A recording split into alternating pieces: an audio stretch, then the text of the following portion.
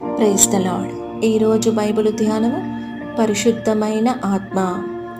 మృతులలో నుండి పునరుత్థానుడైనందున పరిశుద్ధమైన ఆత్మను బట్టి దేవుని కుమారుడుగాను ప్రభావముతో నిరూపింపబడెను. రోమీలకు రాసిన పత్రిక 1వ అధ్యాయము 2 నుంచి 7వ వచనము వరకు. మహా గొప్ప శత్రువైన మరణ బలమును జయించుటకు ఒకరికి ఉండవలసిన అంత గొప్ప బలము పరిశుద్ధతయే అగును.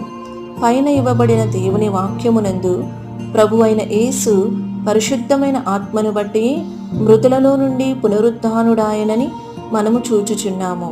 మన ఆత్మ పరిశుద్ధపరచబడి అది పరిశుద్ధమైన ఆత్మగా మారవలెను.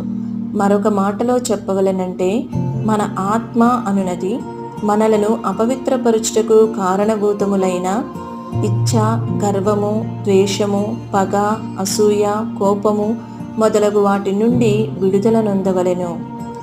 మనము మరణించినప్పుడు మన శరీరమును కాదు గాని మన ఆత్మనే మన యొక్క దేవుని హస్తములకు అప్పగించబోచున్నాము. ప్రభు అయిన యేసు, తండ్రి, నీ చేతికి నా ఆత్మను అప్పగించుకొనుచున్నానని పలికి మరణించిరి.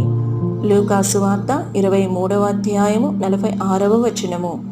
హతసాక్షి అయిన స్టెఫను తనను చంపుటకు తన మీద రాళ్ళు రువ్విన వారిని హృదయపూర్వకముగా క్షమించి, యేసు ప్రభువా, నా ఆత్మను చేర్చుకునుము అను ప్రార్థనతో మరణించెను.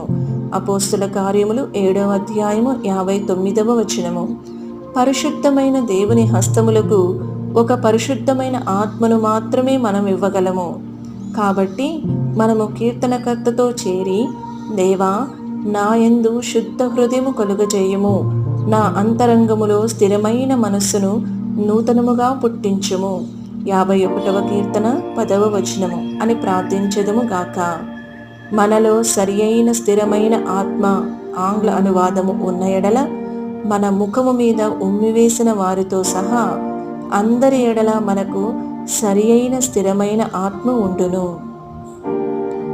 ఈ వీడియో యొక్క పూర్తి స్క్రిప్ట్ కావాలంటే దయచేసి డిస్క్రిప్షన్లో చూడండి. ఈ వీడియో ఆంగ్లము మరియు హిందీ భాషలలో కావాలంటే ఛానల్ను సబ్స్క్రైబ్ చేయండి మరియు వీడియోలను క్రమంగా అనుసరించండి. Praise the lord.